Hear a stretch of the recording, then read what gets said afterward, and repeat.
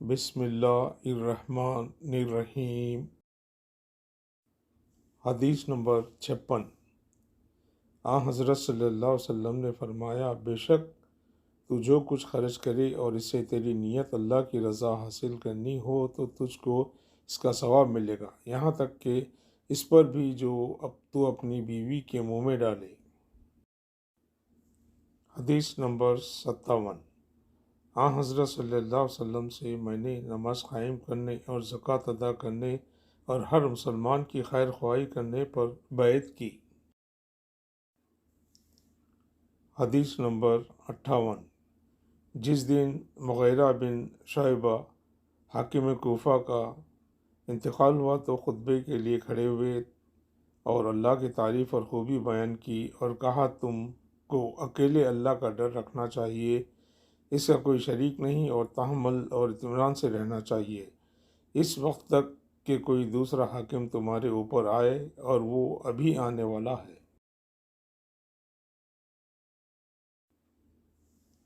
پھر فرمایا کہ اپنے مرنے والے حاکم کے لیے دعائے مغفرت کرو، کیونکہ وہ مغیرہ بھی معافی کو پسند کرتا تھا۔ پھر کہا کہ اس کے بعد تم کو معلوم ہونا چاہیے کہ میں ایک دفعہ حضرت صلی اللہ علیہ وسلم کے پاس آیا اور میں نے عرض کیا کہ میں آپ سے اسلام پر بیعت کرتا ہوں۔ آپ نے مجھ سے ہر مسلمان کی خیر خواہی کے لیے شرط کی، پس میں نے اس شرط پر آپ سے بیعت کر لی، بس اس مسجد کے رب کی قسم کہ میں تمہارا خیر خواہ ہوں۔ پھر استغفار کیا اور ممبر سے اتر آئے۔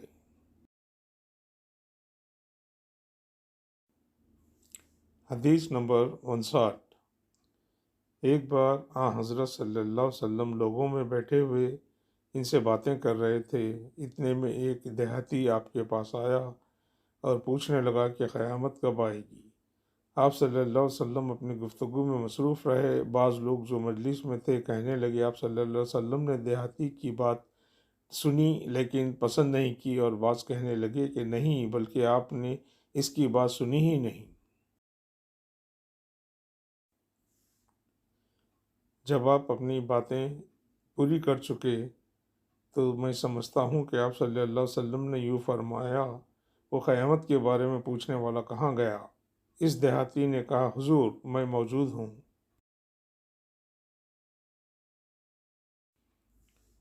آپ نے فرمایا کہ جب امانت ایمانداری دنیا سے اٹھ جائے تو قیامت قائم ہونے کا انتظار کر۔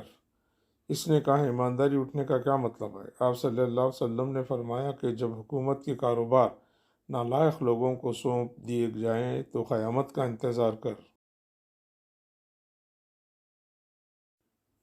حدیث نمبر 60۔ ایک سفر میں جو ہم نے کیا تھا، حضرت صلی اللہ علیہ وسلم ہم سے پیچھے رہ گئے، اور آپ صلی اللہ علیہ وسلم ہم سے اس وقت ملے جب عصر کی نماز کا وقت پہنچا تھا۔ ہم جلدی جلدی وضو کر رہے تھے، پس پاؤں کو خوب دھونے کے بدلے ہم یوں ہی ساتھ دھو رہے تھے۔ یہ حال دیکھ کر آپ صلی اللہ علیہ وسلم نے بلند آواز سے پکارا، دیکھو ایڑیوں کی خرابی دوزخ سے ہونے والی ہے۔ 2 یا 3 بار آپ صلی اللہ علیہ وسلم نے یوں ہی بلند آواز سے فرمایا۔ حدیث نمبر 61۔ حضرت صلی اللہ علیہ وسلم نے فرمایا، درختوں میں ایک درخت ایسا ہے کہ اس کے پتے نہیں جھڑتے، اور مسلمان کی مثال اسی درخت کی سی ہے، بتاؤ وہ کون سا درخت ہے؟ یہ سن کر لوگوں کا خیال جنگل کی درختوں کی طرف دوڑا۔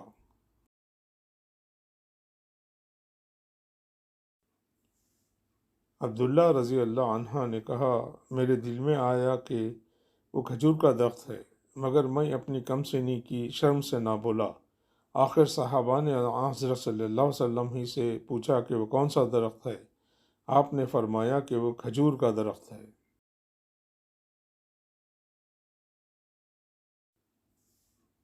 حدیث نمبر 63۔ ایک بار ہم مسجد میں حضرت صلی اللہ علیہ وسلم کے ساتھ بیٹھے ہوئے تھے، اتنے میں ایک شخص اونٹ پر سوار ہو کر آیا اور اونٹ کو مسجد میں بٹھا کر باندھ دیا۔ پھر پوچھنے لگا، بھائیو تم لوگوں میں محمد صلی اللہ علیہ وسلم کون سے ہیں؟ حضرت صلی اللہ علیہ وسلم اس وقت لوگوں میں تکیہ لگائے بیٹھے ہوئے تھے۔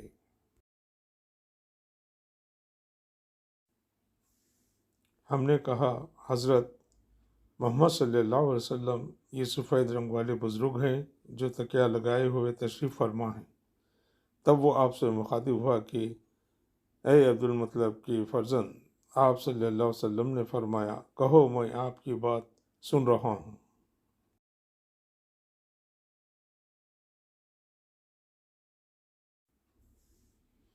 وہ بولا، میں آپ صلی اللہ علیہ وسلم سے کچھ دینی باتیں دریافت کرنا چاہتا ہوں، اور ذرا سختی سے بھی پوچھوں گا تو آپ اپنے دل میں برا نہ مانیے گا۔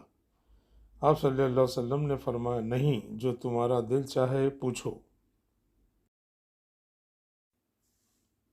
تب اس نے کہا کہ میں آپ کو آپ کے رب اور اگلے لوگوں کے رب تبارک و تعالیٰ کی قسم دے کر پوچھتا ہوں، کیا آپ کو اللہ نے دنیا کے سب لوگوں کی طرح رسول بنا کر بھیجا ہے؟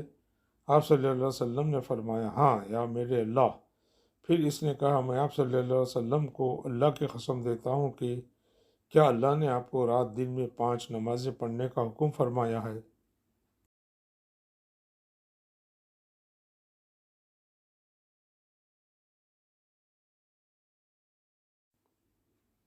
آپ صلی اللہ علیہ وسلم نے فرمایا، ہاں یا میرے اللہ۔ پھر کہنے لگا، میں آپ کو اللہ کی قسم دے کر پوچھتا ہوں کہ کیا اللہ نے آپ کو یہ حکم دیا ہے کہ سال بھر میں اس مہینے رمضان کے روزے رکھو؟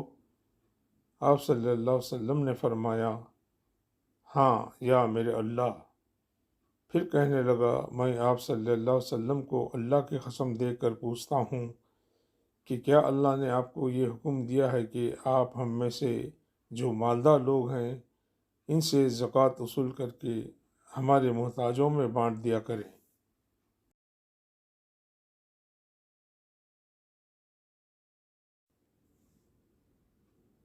حضرت صلی اللہ علیہ وسلم نے فرمایا، ہاں یا میرے اللہ۔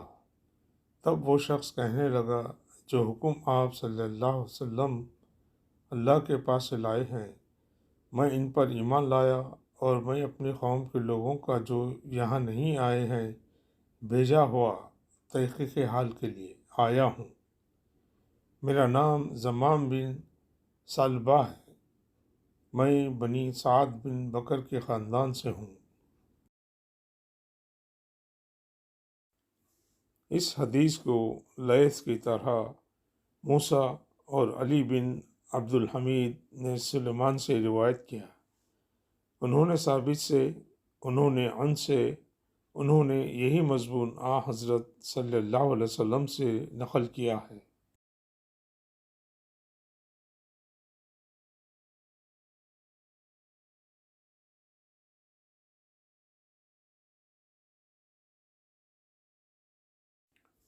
حدیث نمبر 64۔ رسول اللہ صلی اللہ علیہ وسلم نے ایک شخص کو اپنا ایک خط دے کر بھیجا اور اسے یہ حکم دیا کہ اسے حاکم بحرین کے پاس لے جائے۔ بحرین کے حاکم نے وہ خط کسریٰ شاہ ایران کے پاس بھیج دیا۔ جس وقت اس نے وہ خط پڑھا تو چاک کر ڈالا۔ راوی کہتے ہیں، اور میرا خیال ہے کہ ابن محیب نے اس کے بعد مجھ سے کہا کہ اس واقعے کو سن کر رسول اللہ صلی اللہ علیہ وسلم نے اہل ایران کے لیے بد دعا کی کہ وہ بھی چاک شدہ خط کی طرح ٹکڑے ٹکڑے ہو جائیں۔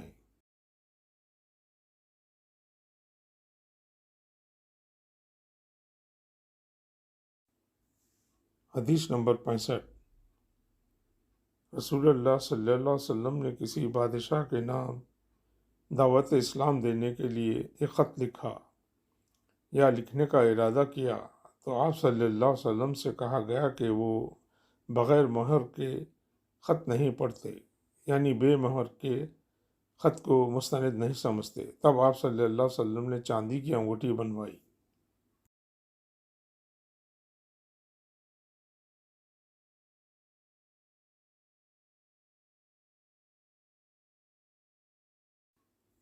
جس میں محمد رسول اللہ کندہ تھا، گویا میں آج بھی آپ صلی اللہ علیہ وسلم کے ہاتھ میں اس کی سفیدی دیکھ رہا ہوں۔ شعبہ راوی حدیث کہتے ہیں کہ میں نے قتادہ سے پوچھا کہ یہ کس نے کہا کہ اس پر محمد رسول اللہ کندہ تھا؟ انہوں نے جواب دیا، انس رضی اللہ عنہ نے۔ صدق اللہ العظیم۔